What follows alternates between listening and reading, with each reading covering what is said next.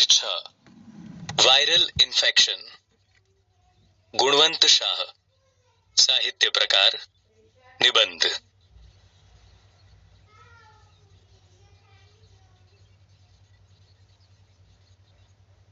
મિત્રો, તંદુરસ્તી માટે સ્વાસ્થ્ય શબ્દ વપરાય છે. તેનો અર્થ પોતાનામાં જે સ્થાયી છે તેવો થાય. આપણે પોતાનામાંથી નીકળી જઈએ છીએ ત્યારે શરીરમાં રોગ પોતાનું સ્થાન જમાવે છે. એક રીતે રોગ આપણને શરીરનું ભાન કરાવે છે. માથું દુખે ત્યારે ખબર પડે કે માથું છે. એ પહેલા આપણું ધ્યાન ત્યાં જતું નથી. બીમાર થઈએ ત્યારે તો શરીરનું ધ્યાન રાખીએ છીએ, પણ બીમાર જ ન થઈએ એવું ધ્યાન પણ રાખવું જોઈએ. મિત્રો, આપણે આપણા આરોગ્યની બરાબર કાળજી લેતા નથી. તે વિશેની સમજ આપતો પાઠ જોઈએ. પાઠના લેખક ગુણવંત ભૂષણલાલ શાહ છે. તેમનો જન્મ 12/3/1937 રોજ થયો હતો. કાર્ડિયોગ્રામ, રણ તો લીલાછમ, વિચારોના વૃંદાવનમાં વગેરે તેમના નોંધપાત્ર નિબંધ સંગ્રહો છે.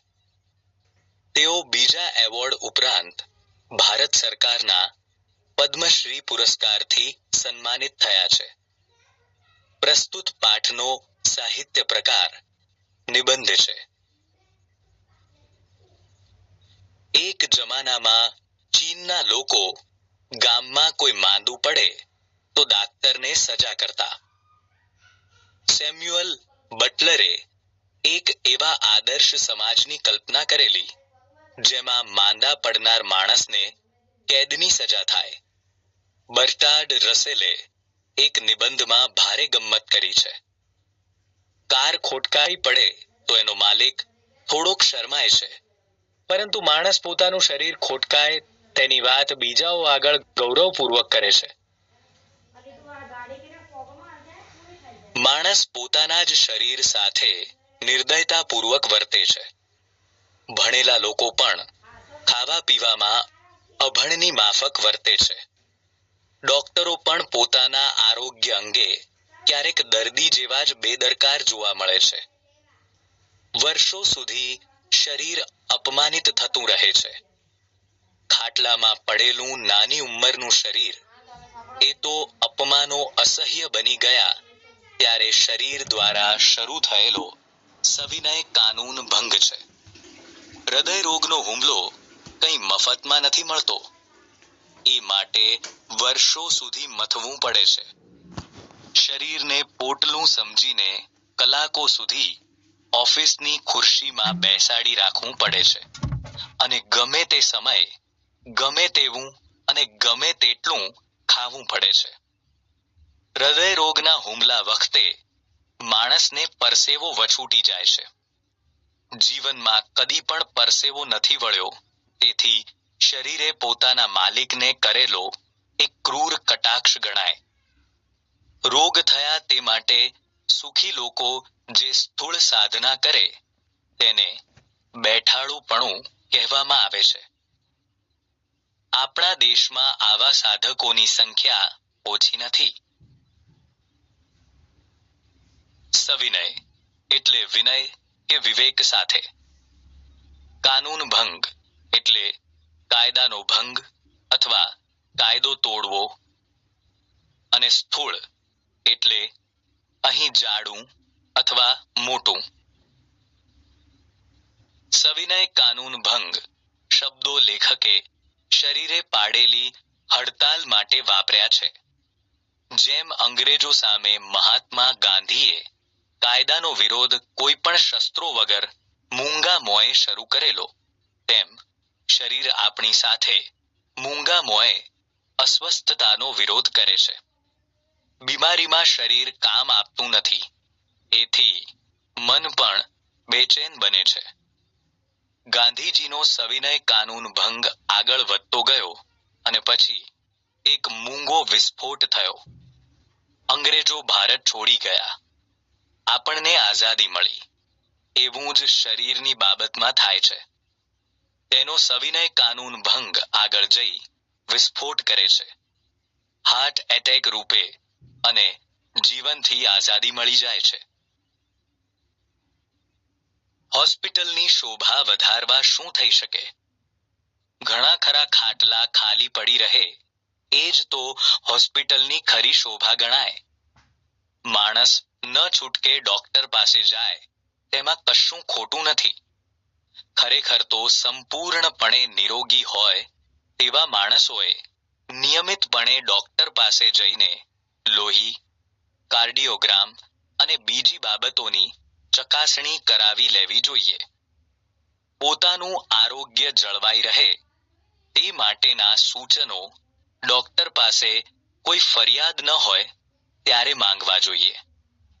દાંતના ડોક્ટર પાસે કોઈ પણ પ્રકારનો દુખાવો ન હોય ત્યારે સમયાંતરે જઈ આવવું જોઈએ. ડોક્ટર રોગની જાળવણી માટે છે કે આરોગ્યની? આ પ્રશ્ન ડોક્ટરોની કમાણી પર સીધો પ્રહાર કરનારો છે. ઓપીડીમાં કીડિયારું ઉભરાય એ તો સભ્ય ગણાતા સમાજની શરમ છે. અનાથાશ્રમમાં બાળકોની અને ઘરડા ઘરમાં વૃદ્ધોની સંખ્યા વધે એ કંઈ તંદુરસ્ત સમાજની નિશાની નથી. સંકટ સમયની સાંકળ વારંવાર વપરાય તે યોગ્ય નથી. કાર્ડિયોગ્રામ એટલે હૃદયના ધબકારા આલેખતું યંત્ર. પ્રહાર એટલે હુમલો અને સંકટ એટલે મુશ્કેલી. દબાવો અને બેલ આઇકનને પણ પ્રેસ કરો. સંકટ સમયની સાંકળ. વિડિયો તમને જોવા મળશે. રેલવેમાં મુસાફરી કરનાર સામાન છૂટી ગયો તેથી પાણી ભરવાનું રહી ગયું તેથી નાસ્તો લેવાનો રહી ગયો તેથી આમ વારંવાર સાંકળ ખેંચીને ટ્રેન ઊભી રખાવે તે કેટલું યોગ્ય ગણાય? રેલવેનો કાયદો એ ચલાવે પણ નહીં.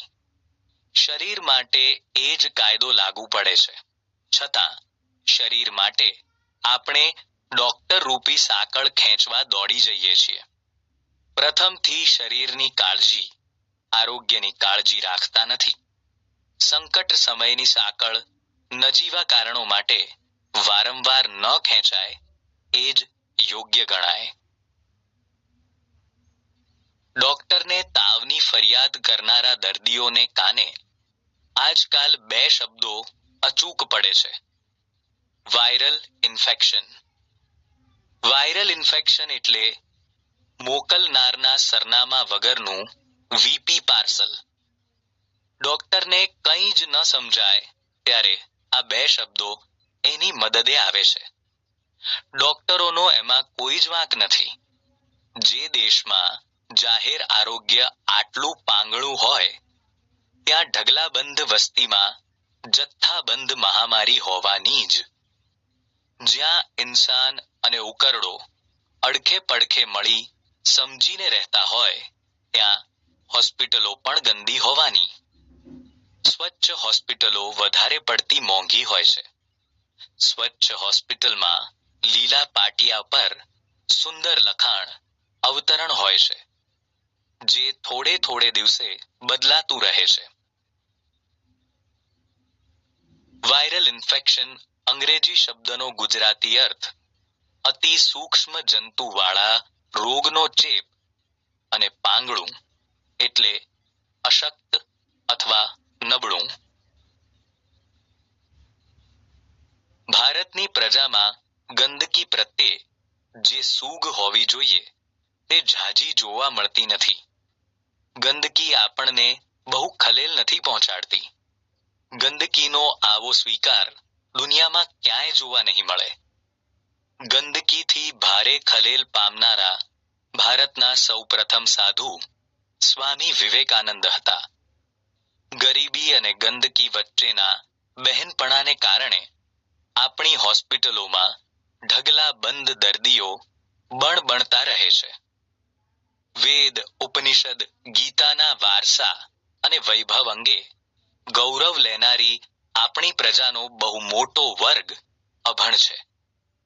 આપણે ત્યાં રોગ નિયમ છે અને આરોગ્ય અપવાદ છે.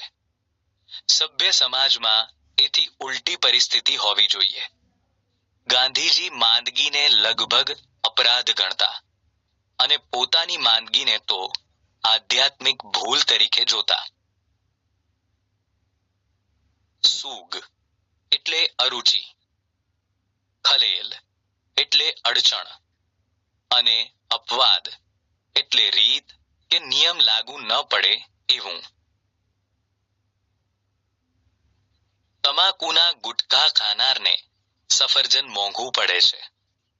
સિગરેટના ધુમાડા કાઢનારને ખજૂર, અંજીર, આલુ કે કાજુ મોંઘા પડે છે. નાસ્તામાં તળેલી વાનગી જ હોય, ફળ હોય જ ન શકે.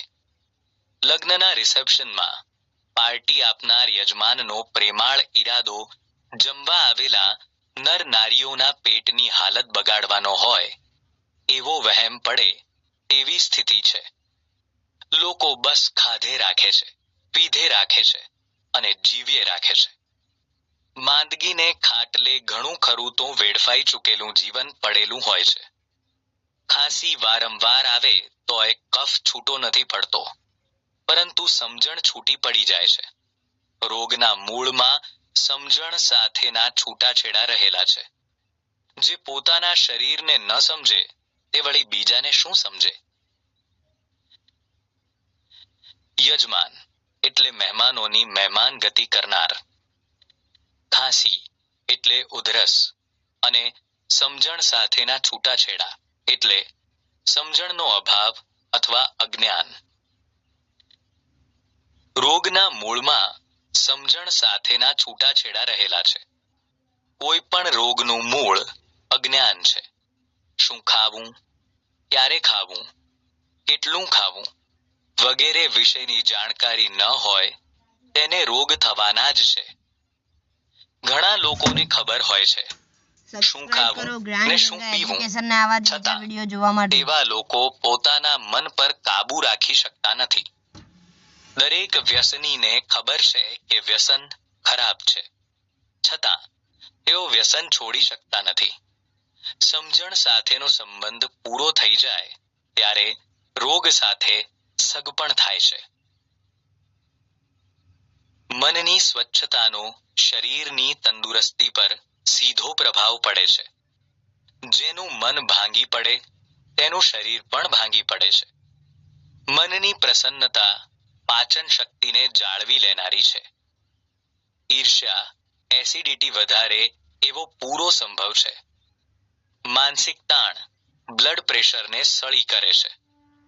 અતિશય ચિંતા પેટના અલ્સરને ખો આપે એમ બને. પતિ પત્ની વચ્ચેનો સંબંધ બંનેના સ્વાસ્થ્યને સીધી અસર પહોંચાડે છે. કેટલાક પરિવારોમાં ખડખડાટ હાસ્ય મહિને એકવાર પણ સાંભળવા નથી મળતું. માણસે હસવાની એક પણ તક છોડવી ન જોઈએ. મુંબઈની ટ્રેનમાં ભજન મંડળી ધૂમ મચાવે છે. ભજનાનંદ તાણમાં ઘટાડો કરે છે.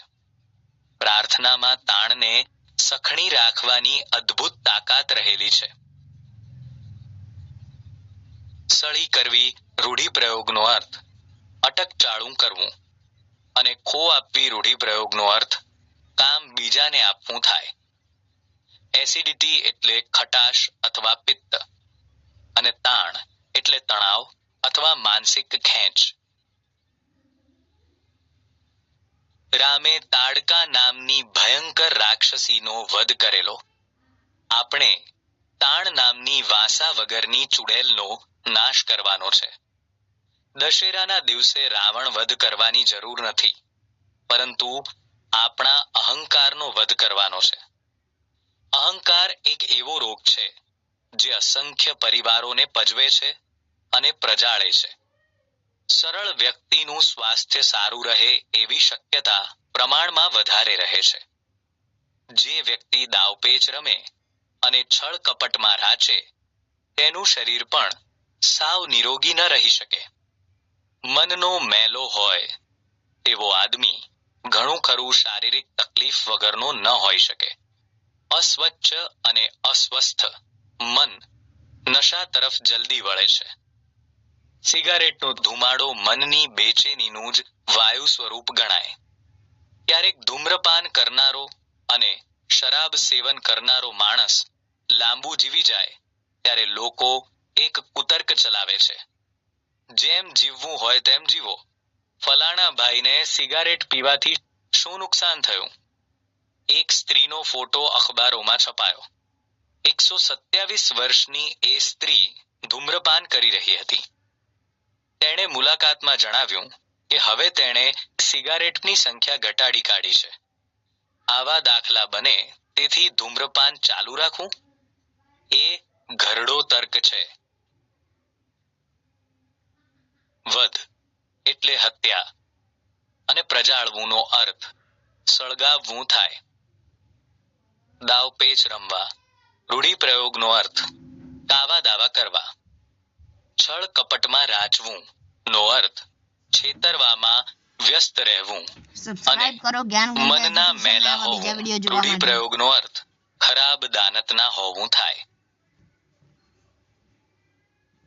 પ્રત્યેક માણસને માં, બહેન, ભાભી, પિતા, મિત્ર કે પત્ની તરફથી ભરપૂર સ્નેહ મળી રહે તો કદાચ શરાબની જરૂર નહીં પડે. હજી આપણે ત્યાં પ્રેમનો ઉપચાર તરીકે સ્વીકાર નથી થયો. લવ થેરાપી માટે હોસ્પિટલ કે સાયકેટ્રિસ્ટ પાસે જવું ન પડે. ભર્યો પ્રેમાળ પરિવાર તન અને મનના આરોગ્ય માટેની પૂર્વ શરત છે. જીવન વીમો જરૂરી છે, પરંતુ જીવન શ્રદ્ધા એથી વધારે જરૂરી છે. એમાં સમર્પણ એ જ રોકાણ અને સ્નેહ એ જ ડિવિડન્ડ. માંદા પડવાનું આપણે માનીએ તેટલું સહેલું નથી. ઉપચાર એટલે ઈલાજ. લવ થેરાપી એટલે પ્રેમ દ્વારા કરાતો ઈલાજ. સાયકાઇટ્રિસ્ટ એટલે મનોચિકિત્સક. પૂર્વ શરત એટલે પહેલેથી કરેલો ઠરાવ. રોકાણ એટલે કોઈ કંપનીમાં મૂડી રોકવી. અને ડિવિડન્ડ એટલે કંપનીના શેર દીઠ અપાતું વ્યાજ.